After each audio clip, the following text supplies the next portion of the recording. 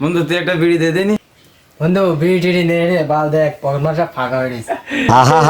This নি আমার তোদের বিড়ি শোধলাম না আমি।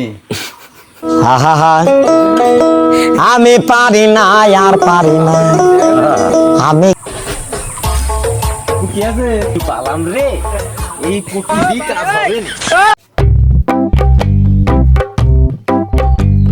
এই দেখ বিড়ি কিনে খাচ্ছি।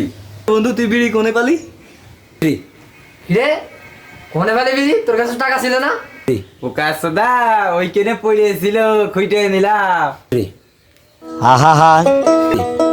আমি পারি না আর থাক বাড়ির বউ বাচ্চা রয়েছে গরু রয়েছে 5টা ঘাস কেটে দিতে হবে না। কি করে?